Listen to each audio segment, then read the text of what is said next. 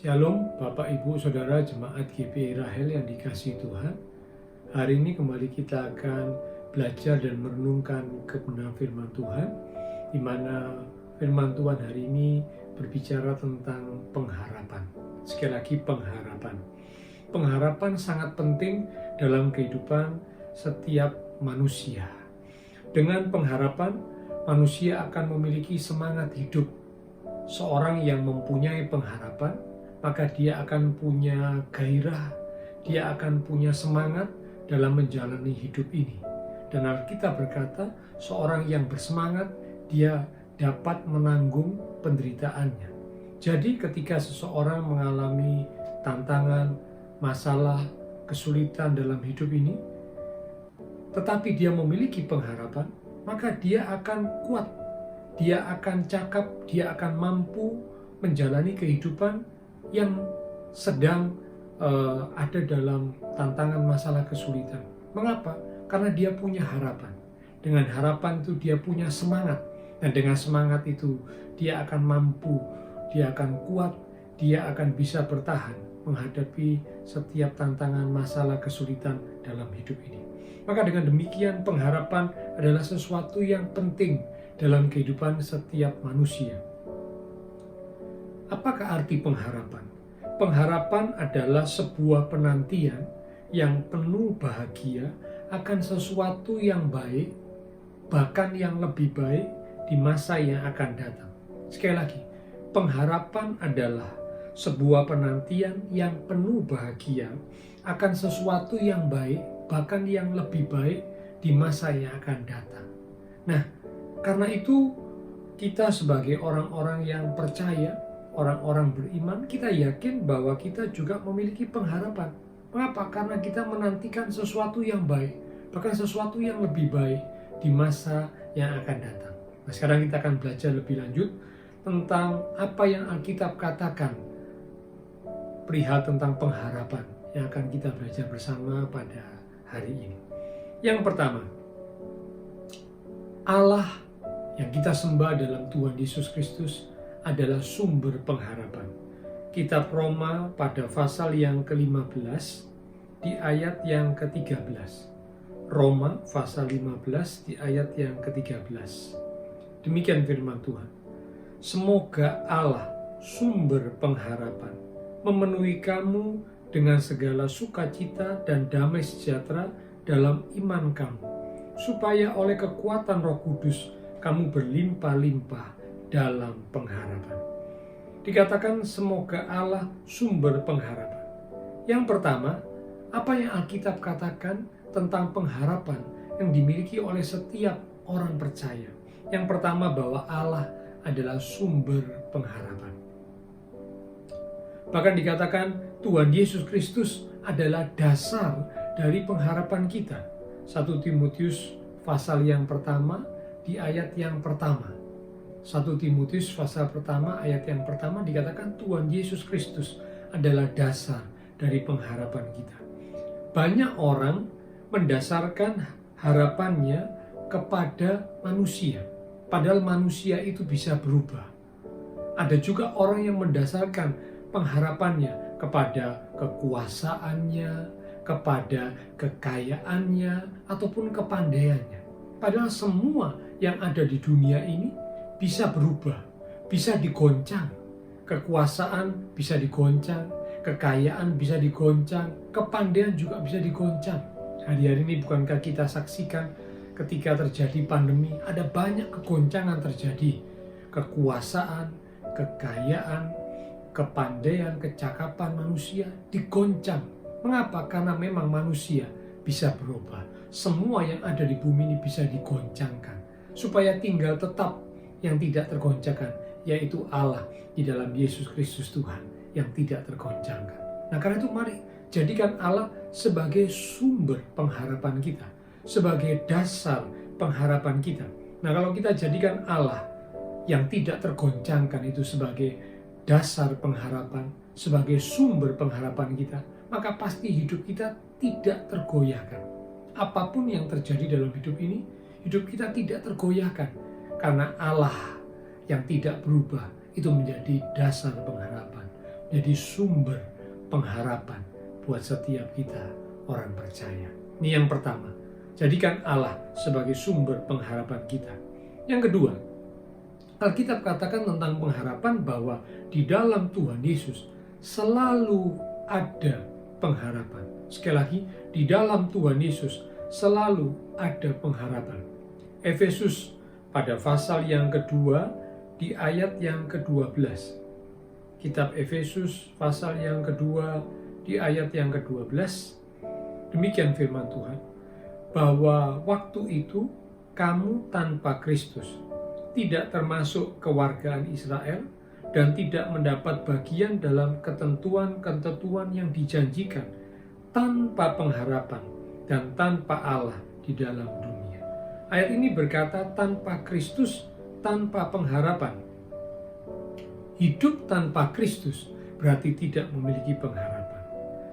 Ketika kita hidup di dalam Kristus, ketika kita hidup bersama Kristus, maka ada pengharapan. Bahkan selalu ada pengharapan. Mengapa? Karena di dalam Tuhan Yesus selalu ada harapan.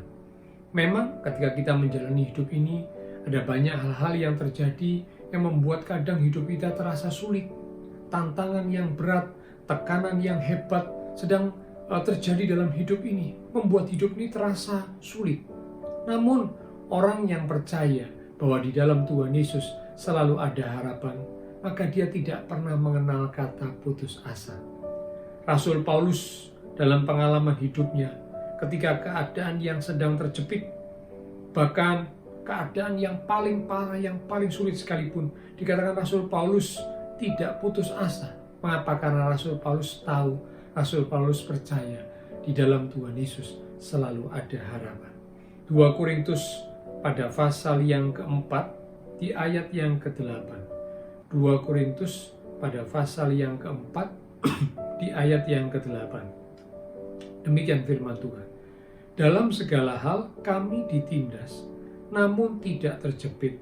Kami habis akal, namun tidak putus asa.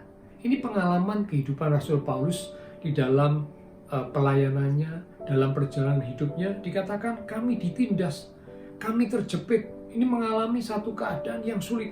Namun sekalipun ditindas, sekalipun terjepit, namun tidak pernah putus asa. Mungkin secara manusia sudah habis akal, tidak tahu lagi harus melakukan apa. Namun di dalam Tuhan Yesus selalu ada harapan. Karena itu bagi anak-anak Tuhan yang sungguh-sungguh di dalam Tuhan, yang menaruh harapannya kepada Tuhan, maka mereka tidak akan pernah putus asa. Mengapa? Karena di dalam Tuhan Yesus selalu ada harapan. Karena itu mari tetap kita pegang teguh pengharapan kita kepada Tuhan Yesus. Yang ketiga, yang terakhir, apa yang Alkitab katakan tentang pengharapan?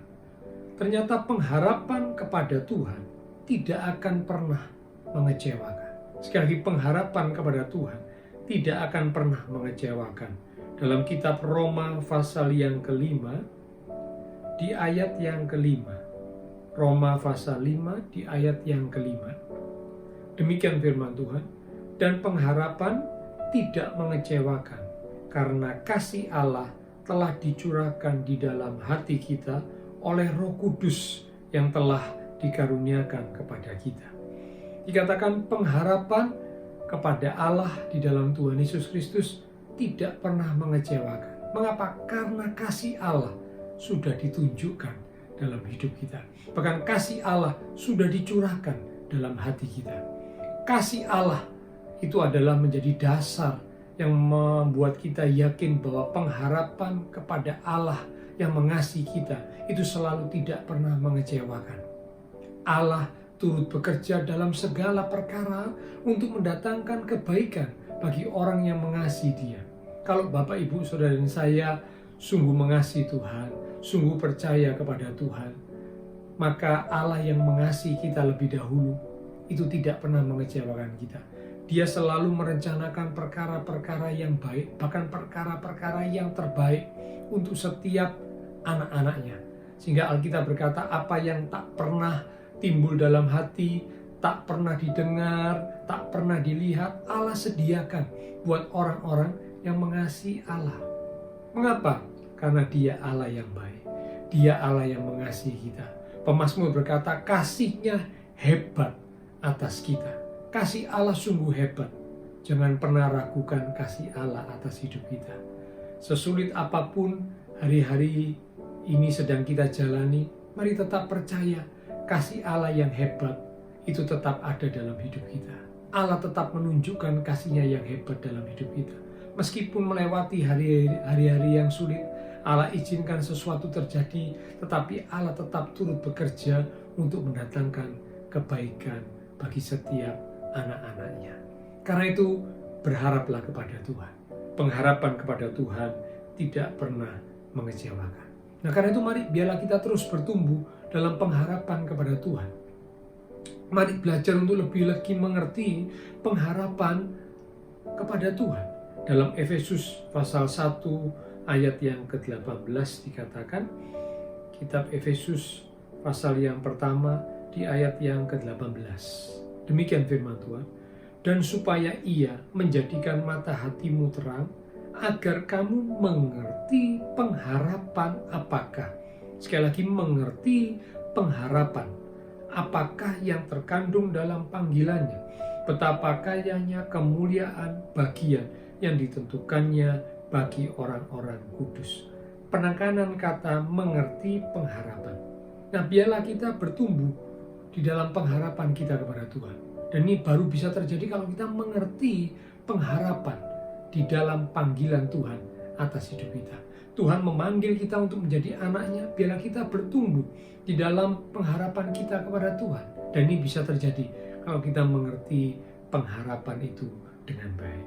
Nah, karena itu mari Bapak Ibu Saudara yang dikasihi Tuhan, biarlah kita tetap menjadikan Allah sebagai sumber, sebagai dasar pengharapan dalam hidup kita. Dan percayalah di dalam Tuhan Yesus, bersama dengan Tuhan Yesus selalu ada harapan. Dan yang terakhir dikatakan pengharapan kepada Tuhan tidak pernah dikecewakan, karena kasih Allah yang hebat selalu dinyatakan dalam hidup kita.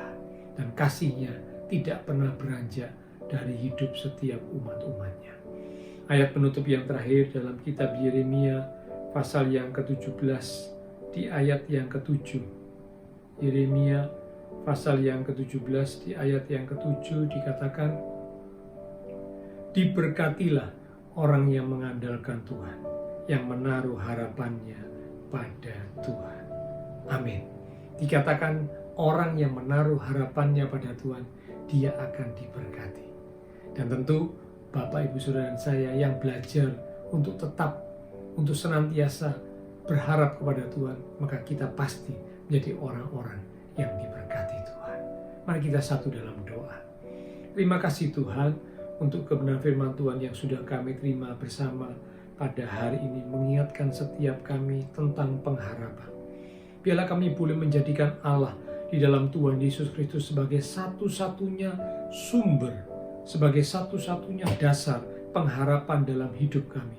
Sehingga dengan demikian hidup kami tidak akan tergoyahkan, karena Allah yang kami sembah dalam Tuhan Yesus adalah Allah yang tidak tergoncangkan.